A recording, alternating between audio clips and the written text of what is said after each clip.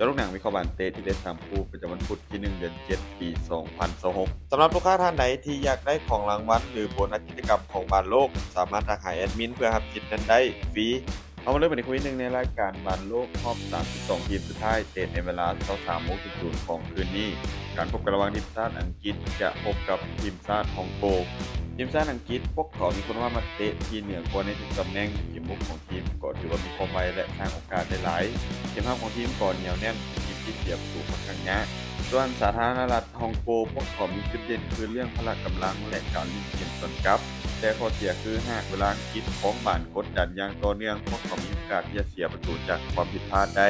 ผู้เกมในเกมนี้คาดว่าทีมชาติอังกฤษพวกเขาจะเป็นฝ่ายที่ครองบ้านและบุกกดดันอย่างต่อเนื่องถ้าพวกเขาสามารถยิงประตูขึ้นนำได้ไวมีโอกาสที่เกมจะเปิดและยิงประตูเพิ่มได้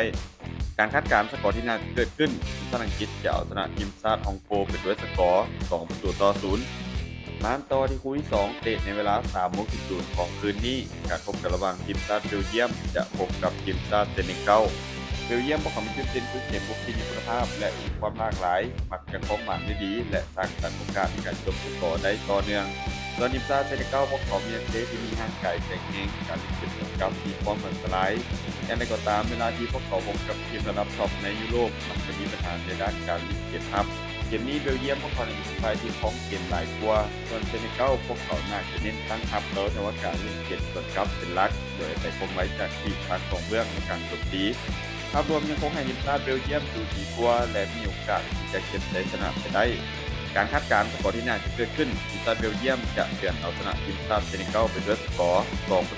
2-1มาตอนคู่ที่3เตะในเวลา 7:00 ของตอนเช้าการพบกันระหว่างเจ้าภาพสหรัฐอเมริกาจะพบกับทีมชาติบอสเนียอเมริกาพวกเขาเป็นทีมที่มีแรงกระตือรือร้นและมีความมั่นใจสูงพวกเขาได้เปรียบในเรื่องความไวความฟิตและแรงเชียร์ส่วนทีมชาติบอสเนียพวกเขามีความการเล่นที่ยังค่อยคงเส้นคงวาเท่าใดมีความการเล่นในช่วงหลังที่ยังค่อยเข้าที่ในหลายเกมพวกเขามีจุดแข็งคือการเล่นเกมรับและลูกตั้งเตะแต่เกมบุกของทีมนั้นถือว่าขาดความเฉียบคมจากคาเซเลียในการยิงประตูที่บ่หลายผู้เกมคาดว่าสหรัฐอเมริกาพวกเขาน่าจะเป็นฝ่ายที่ครองบ้านหลายกว่าและเปิดเกมบุกใส่ตั้งแต่ต้นเกมส่วนบอสเนียพวกเขาน่าจะมาเล่นแบบเน้นตั้งรับแล้วแต่ว่าการเล่นเกมโต้กลับภาพรวมในเกมนี้ยังคงให้ทีมชาติอเมริกาดูดีกว่าพอสมควรและมีโอกาสค่อนข้างสูงที่จะเก็บชัยชนะไปได้การคาดการณ์สกอร์ที่น่าจะเกิดขึ้นสหรัฐอเมริกาจะเอาชนะทีมชาติบอสเนียไปด้วยสกอร์2-0สุดท้ายนี้ถ้าทุกคนสนใจแนวทางดีๆแบบนี้อย่าลืมกดไลค์กดแชร์ออกไปเพื่อเป็นแนวทางเพิ่มเติมและใครสนใจอยากลงทุนสามารถกดลิงก์ผ่านหน้าช่องได้เลยเด้อ